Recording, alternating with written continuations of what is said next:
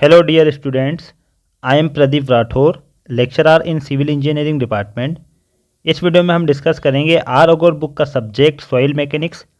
इस वीडियो में हम कवर करेंगे सॉइल मैकेनिक्स के objective questions from question number 41 to question number 50। Question number 41, pick up the correct statement from the following. Correct statement आपको बताना है। Option A, the void ratio in soils is defined as the ratio of the volume of voids to the volume of solids।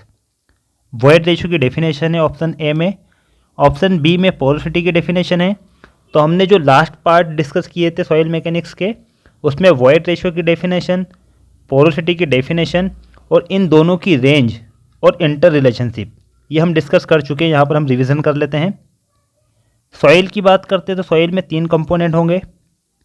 Soil में solids होंगे, solids particle होंगे और इनके बीच में जो गैप होगी सॉलिड पार्टिकल्स के बीच में, उसको वॉइड्स कहा जाता है। उस वॉइड्स में वाटर और एयर होगी। डिपेंड करता है, यदि ड्राई सॉइल है तो उस वॉइड्स में सिर्फ एयर होगी, यदि फुली सेचुरेटेड सॉइल है तो उसमें वो कंप्लीटली वॉइड्स किससे फिल होंगे, वाटर से। फर्स्ट डेफिनेशन हम देखते हैं वॉइड रेशियो। वॉइड रेशियो को रिप्रेजेंट किया जाता है स्मॉल ई से। वॉइड रेशियो की डेफिनेशन होती है volume of voids divided by volume of solids. Volume of voids का मतलब होगा वाटर और एयर दोनों का कितना वॉल्यूम है, divided by volume of solids. इसकी हम रेंज देख लेते हैं। तो वॉल्यूम ऑफ वॉइड्स कभी जीरो नहीं होगा, क्योंकि या तो उसमें वाटर होगा यदि फुली सेचुरेटेड सॉइल है, और यदि ड्राई सॉइल है तो वॉइड्स में कम्प्लीटली फिल किससे होगा, वो एयर से होगा। और नेचुरल सॉइल है तो उसमें वाटर और एयर दोनों होंगे। तो वॉल्यूम ऑफ वॉइड कभी जीरो नहीं होगा। इसका मतलब वॉइड रेशियो कभी जीरो नहीं होगा, तो वो ऑलवेज ग्रेटर देन जीरो होगा। और इसकी अपर लिमिट कुछ भी हो सकती है, ये 1 भी हो सकता है, 1 से ज़्यादा भी हो सकता है।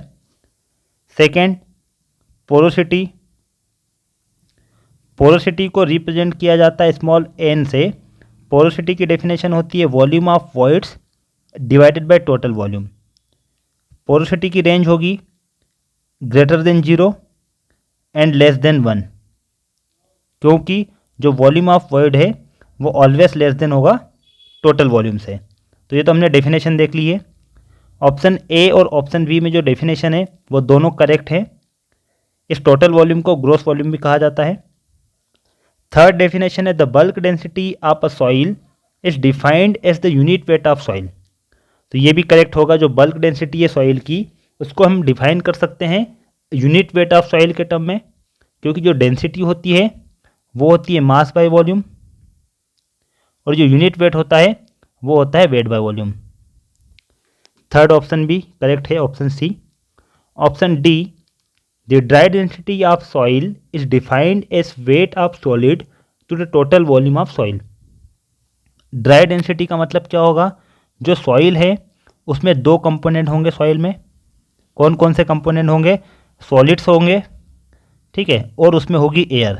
ड्राई सॉइल है तो उसमें वाटर नहीं होगा। यदि यहाँ पर आपको ड्राई डेंसिटी पूछी गई है तो क्या होगा, डेंसिटी की डेफिनेशन होती है वेट बाय वॉल्यूम या मास बाय वॉल्यूम। यदि डेंसिटी की बात करेंगे तो मास बाय वॉल्यूम होगा और यूनिट वेट बाय वॉल्यूम। तो ड्राई सॉइल के केस में weight of solids divided by total volume, ये डेफिनेशन होगी ड्राई डेंसिटी की। ऑप्शन डी करेक्ट है। तो यहाँ पर करेक्ट क्या हो जाएगा, option E, all the above, सभी ऑप्शन करेक्ट है, A B C D. Question number 41 option E is correct.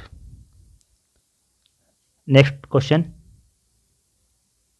Question number 42, the specific gravity of Sands is approximately. Specific gravity की डेफिनेशन भी हम डिस्कस कर चुके हैं। आपको कंटिन्यू देखना है वीडियो, ठीक है। तो यहाँ पर आपका रिवीजन भी होते जाएगा। जैसे हमने स्पेसिफिक ग्रेविटी की डेफिनेशन हम देख चुके हैं, यहाँ पर हम रिवीजन करते हैं। स्पेसिफिक ग्रेविटी को डिनोट किया जाता है कैपिटल जी से। किसी भी मटेरियल की यदि आपको स्पेसिफिक ग्रेविटी निकालना है तो उसका जो डेफिनेशन है, उसका जो फॉर्मूला होता है, उस मटेरियल का वेट, जिस भी मटेरियल की निकालना है मटेरियल का weight divided y equal volume में वाटर का वेट, ये रेशियो कहलाता है स्पेसिफिक ग्रेविटी, ठीक है। एट 27 डिग्री सेल्सियस जो टेम्परेचर होगा वो कितना होगा, 27 डिग्री सेल्सियस, और इक्वल वॉल्यूम वॉल्यूम इक्वल होगा किसका वॉल्यूम, जिस भी मटेरियल की हमें डेंसिटी निकालना है, और वाटर का वॉल्यूम। स्पेसिफिक ग्रेविटी की रेंज हम देख लेते हैं। इनऑर्गेनिक सॉइल के लिए जो स्पेसिफिक ग्रेविटी है उसकी रेंज होती है 2.68 से 2.80, और जो ऑर्गेनिक सॉइल के लिए स्पेसिफिक ग्रेविटी लेस देन 2। तो यहाँ पर आपको सैंड पूछा गया है, इनऑर्गेनिक सॉइल है, तो सैंड की जो स्पेसिफिक ग्रेविटी होगी वो होगी ऑप्शन ई करेक्ट होगा, लास्ट ऑप्शन होगा 2.6, ऑप्शन ई इज करेक्ट। मैंने एक टेबल भी आपको डिस्कस की थी, टेबल मैंने लास्ट वीडियो में हमने डिस्कस की थी, तो वहाँ पर ग्रेवल के लिए अलग स्पेसिफिक ग्रेविटी की रेंज थी, सैंड, सिल्टी सैंड, सिल्ट, इसकी रेंज उस टेबल में थी। नेक्स्ट क्वेश्चन देखते हैं, question number 43। Pick up the incorrect definition from the following. Question ध्यान से पढ़ना, आपको क्या पूछा है, इनकरेक्ट डेफिनेशन आपको बताना है। Option A, ratio of the compressive strength of unconfined undisturb soil to that of remoulded soil is known as sensitivity of the soil sample. तो डेफिनेशन आपको सेंसिटिविटी की गिवन है। सेंसिटिविटी की डेफिनेशन होती है जो नेचुरल सॉइल है उस सॉइल की अनकन्फाइंड कंप्रेसिव स्ट्रेंथ कितनी है, मतलब जो नेचुरल सॉइल है उसको बिना डिस्टर्ब किए यदि हम लैब में उसको टेस्ट करते हैं तो उसकी जो अनकन्फाइंड कंप्रेसिव स्ट्रेंथ होगी अनडिस्टर्ब्ड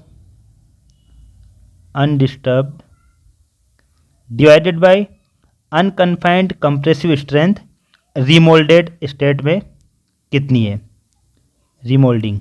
ठीक है, रीमोल्डिंग का मतलब क्या होगा कि जो नेचुरल सॉइल है यदि उसका यूज़ हम किसी कंस्ट्रक्शन में करते हैं, ठीक है, तो वहाँ से हम सॉइल का एक्सकेवेशन करेंगे तो वो क्या हो जाएगी, डिस्टर्ब हो जाएगी, और उसका रीमोल्डिंग करके उसका यूज़ किया जाता है किसी भी कंस्ट्रक्शन के लिए।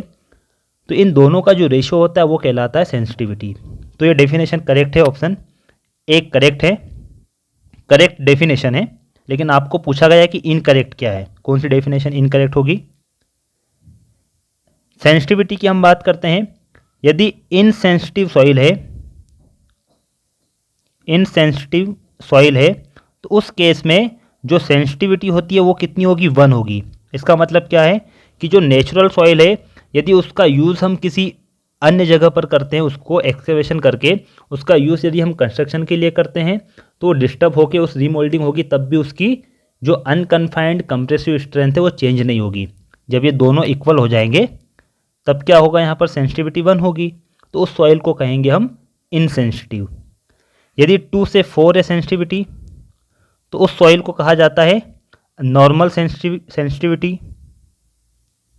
यदि 4 से 8 है सेंसिटिविटी तो उसको कहा जाएगा सेंसिटिव सॉइल, और जो सेंसिटिव सॉइल होगी उसका यूज़ हम कंस्ट्रक्शन के लिए नहीं करते हैं।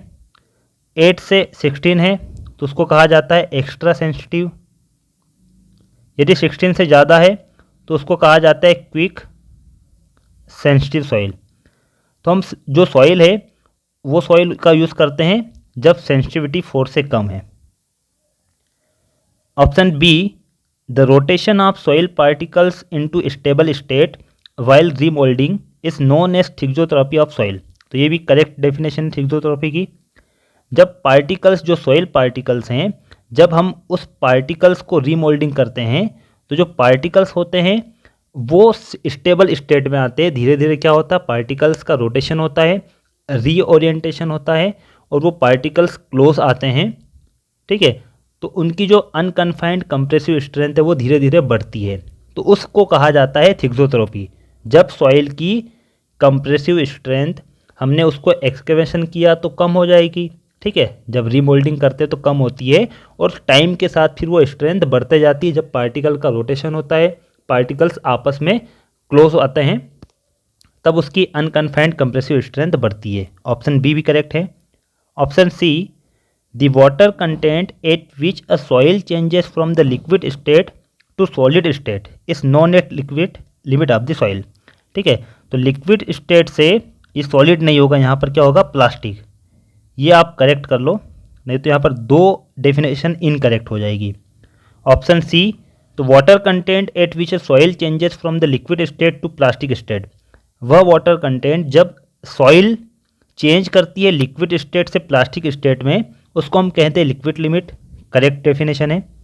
Option D, the water content at which a soil flows is known as plastic limit. तो ये डेफिनेशन इनकरेक्ट होगी, और आपको इनकरेक्ट डेफिनेशन पूछा है तो ऑप्शन क्या हो जाएगा, डी करेक्ट होगा।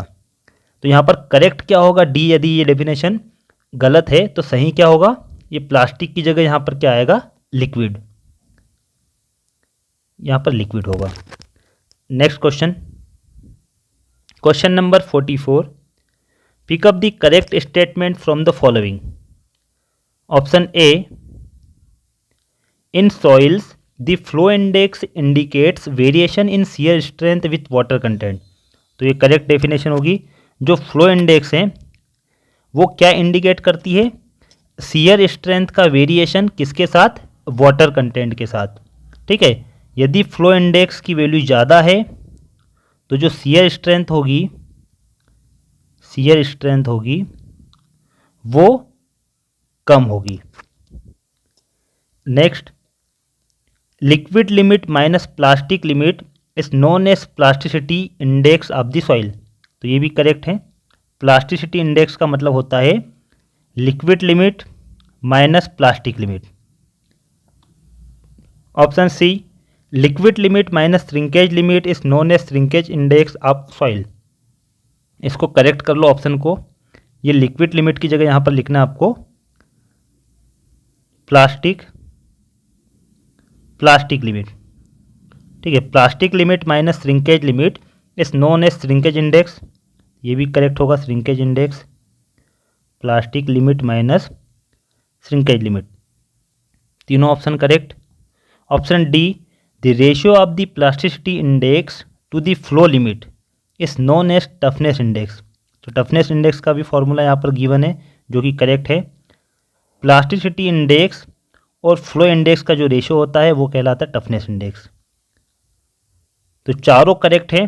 ठीक है, तो ऑप्शन क्या हो जाएगा, ऑप्शन ई करेक्ट होगा, all the above.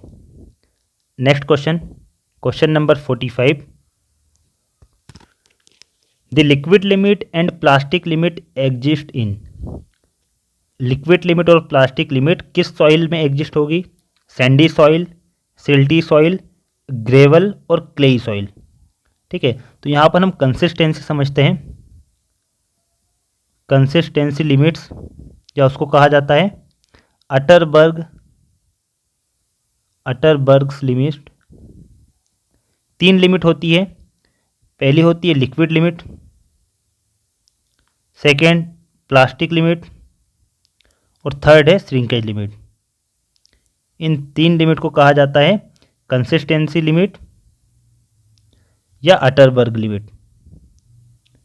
Liquid limit का मतलब होता है कि वह वाटर कंटेंट जब सॉइल लिक्विड स्टेट से प्लास्टिक स्टेट में चेंज होगी उसको कहा जाता है लिक्विड लिमिट।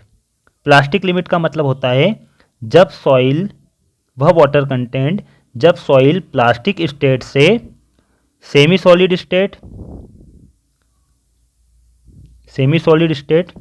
में चेंज होगा, उस वाटर कंटेंट को प्लास्टिक लिमिट कहते हैं। और श्रिंकेज लिमिट का मतलब होता है जब सॉइल सेमी सॉलिड से सॉलिड स्टेट में चेंज होगी, उस वाटर कंटेंट को कहा जाता है श्रिंकेज लिमिट। तो ये डेफिनेशन आपको याद रखना है। और भी इनकी डेफिनेशन है। जो ये लिमिट्स हैं, liquid limit, plastic limit, shrinkage limit, ये फाइन ग्रेन सॉइल के लिए होती है। क्योंकि कंसिस्टेंसी का मतलब होता है कि जो कंसिस्टेंसी है वो डिफाइंड करती है, वो क्या इंडिकेट करती है कंसिस्टेंसी, कि जब किसी सॉइल में हम वाटर मिलाते हैं, ठीक है, तो वो सॉफ्ट, फर्म या हार्ड, उसको रिप्रेजेंट करती है कंसिस्टेंसी। कि यदि हमने किसी सॉइल में वाटर मिलाया है तो वो कितनी सॉफ्ट हो रही है, और जब उस सॉइल को ड्राई किया तो कितनी हार्ड हो रही है। तो ये रिप्रेजेंट होता है कंसिस्टेंसी से। ठीक है, तो किस सॉइल के लिए होगी, फाइन ग्रेन सॉइल, और फाइन ग्रेन सॉइल है clayey soil. Option D is correct. Next question हम नेक्स्ट वीडियो में कवर करते हैं। ठीक है, क्वेश्चन नंबर 46 से क्वेश्चन नंबर 50 तक नेक्स्ट वीडियो में हम डिस्कस करेंगे।